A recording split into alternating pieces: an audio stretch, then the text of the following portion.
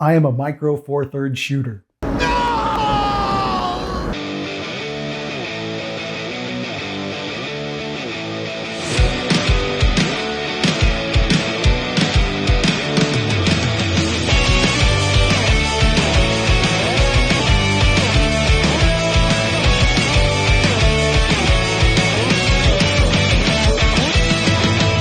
Hello, Tim Oliver here from OliverImages and Design, and yes, I am a micro four-thirds shooter. No! Using Olympus, OM SYSTEM and Panasonic gear, I primarily create images of nature and wildlife, but I do dabble in portraits, macro, events, travel, street photography. Basically, if I can point my camera at it, I'll click the shutter. And with the recent release of the new OM3 from OM System, I wanted to share my thoughts on this dead format and experience with it over the last 3 years. But before I get into that, I do want to share some of my results using Olympus OM System gear.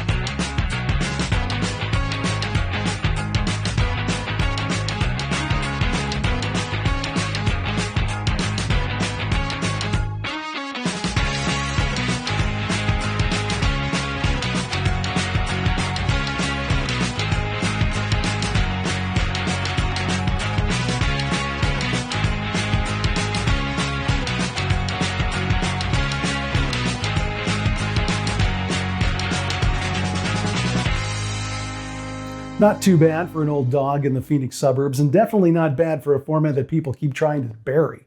Spoiler alert, it ain't dead yet. It's alive! It's a scrappy format, and so is OM System. They've taken the baton from Olympus and are running with it. 2025 is shaping up to be pretty exciting for Micro Four Thirds as OM System release a new camera, 3 upgraded lenses, and they have announced a new telezoom coming later in the year. Now, back before there were megapixels, I was a Minolta film shooter. Great cameras, sharp lenses. Minolta was the perfect brand for the enthusiast or semi-professional whose budget was on the light side. And I still have my Minolta X700. Hello, old friend. It's been a long time. Minolta merged with Konica and then partnered with Sony on some early digital technology, and eventually Sony took over the Konica Minolta photography divisions, which included their only DSLR models, the Maxim 5D and 7D. So of course, I followed Sony into the digital revolution. Who's with me? Let's go! Come on!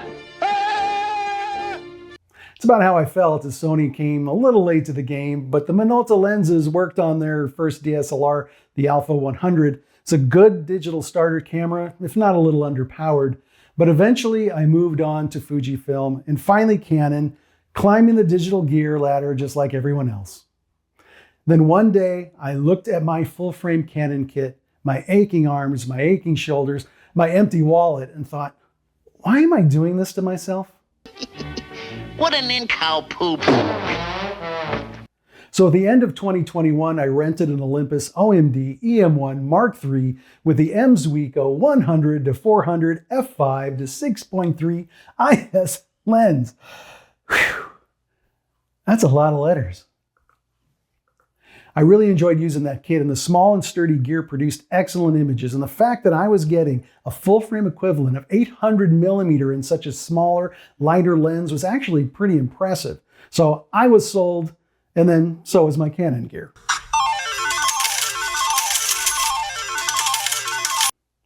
Now let's be clear, Canon mirrorless is fantastic. I used it for years, shot award-winning images with my R6, and had no complaints, except for the weight and the cost. Well, and the weight, and did I mention the cost? Timing is everything, and OM System released their flagship body, the OM1, in March of 2022. I picked one up, and I've been an OM System advocate ever since. I'm just a satisfied customer. They aren't endorsing this video, paying me to say anything. I'm not an OM ambassador, but I am willing to try. OM System, call me.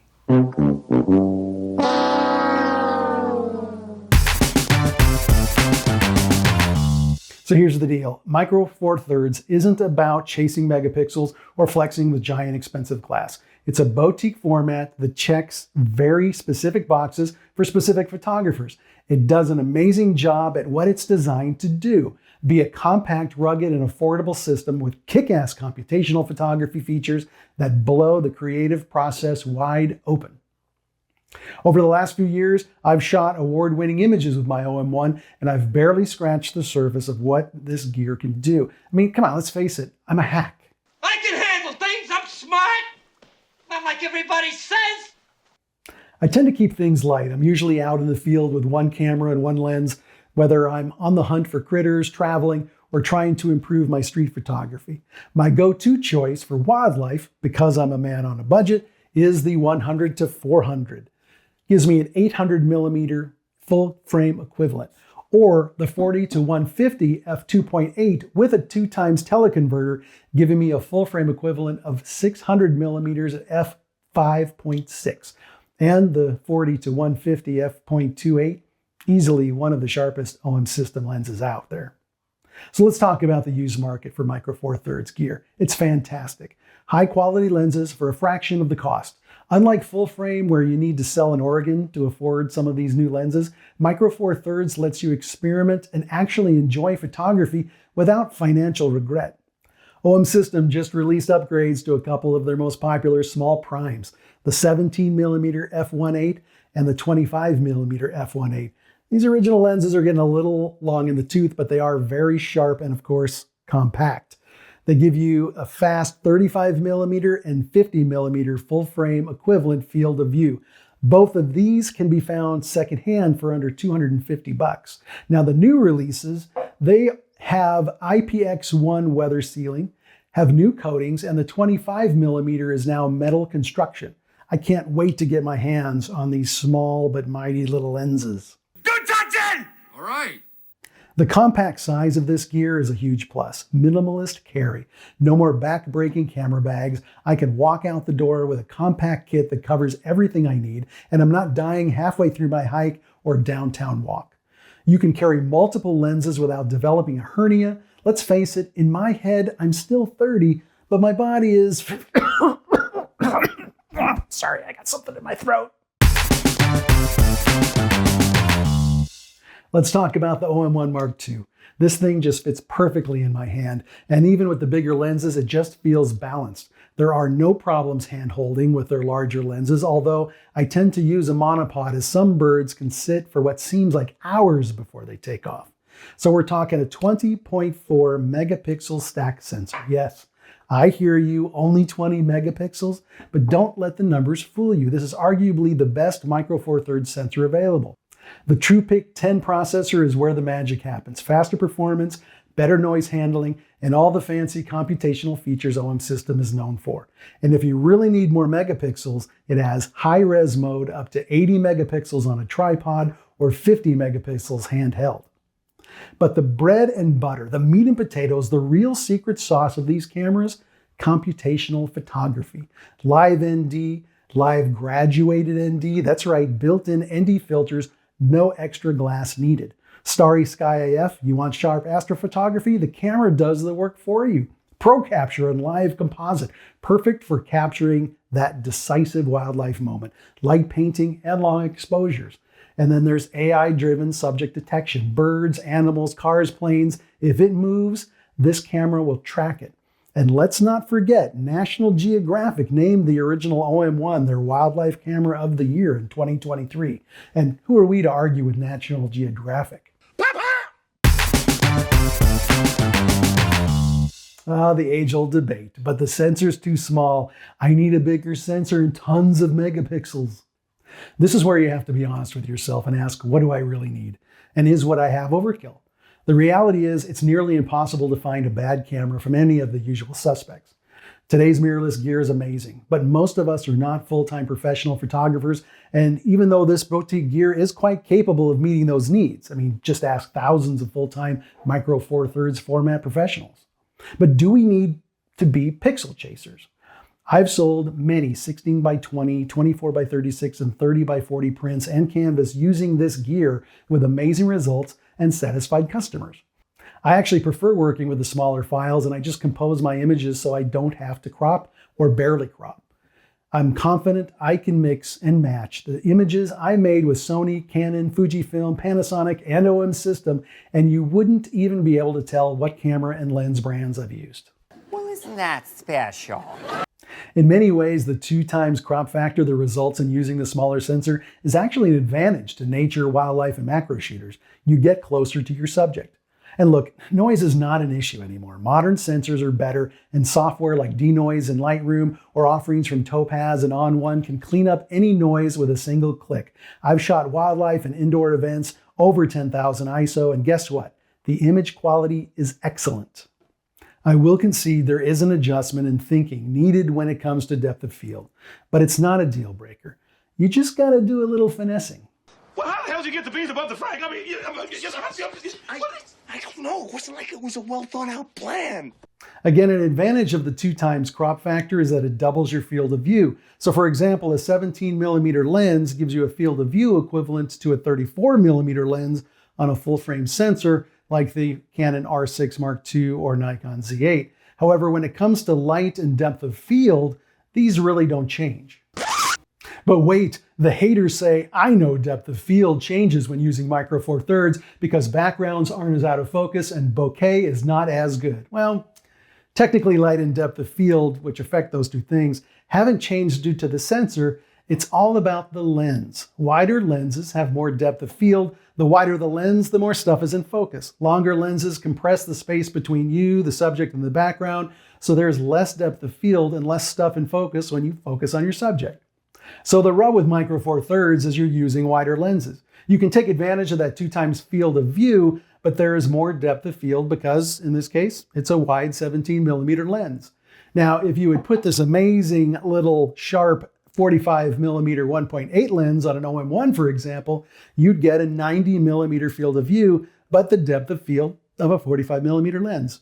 So you have to compensate for this, and you gotta finesse it to get that soft, beautiful bokeh. Now you can shoot wide open to reduce the depth of field, or better yet, you can increase the distance between the subject and the background, or even better, grab one of these exquisite 1.2 Pro lenses. The extra stop on this 45mm is perfect for portraits.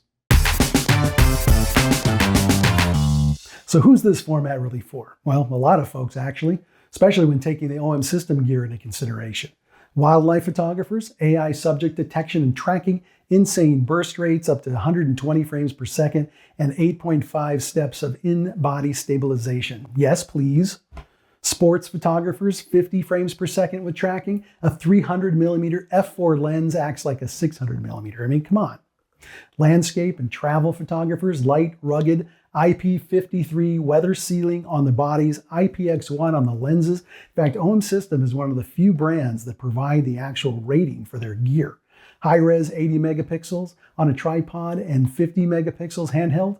Live ND and live graduated ND, no need for external filters, no brainer. Street shooters and vloggers, compact, sharp primes, excellent 4K video options and vertical video capability. Macro photographers with tack-sharp macro lenses, 2x crop factor, in-camera focus stacking, focus bracketing, and again, that world-class stabilization. Keep it steady now. I got something very big. Bottom line, Micro Four Thirds cameras are small but mighty, and for the right user, they're an absolute dream. I think the new OM3 is going to be an amazing creative tool. Now, if you're curious, try renting an OM1 Mark II and a couple of lenses, and try it out. If it's not for you, no harm, no foul. But if your current gear isn't cutting it and you're tired of lugging around a gym bag full of expensive bricks, maybe it's time to rethink things.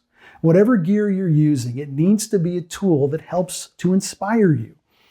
But, if it ain't broke, don't fix it. Then again, who says we have to stick to just one company? What do you think? Could the OM1, OM3, or the OM5 be your next camera?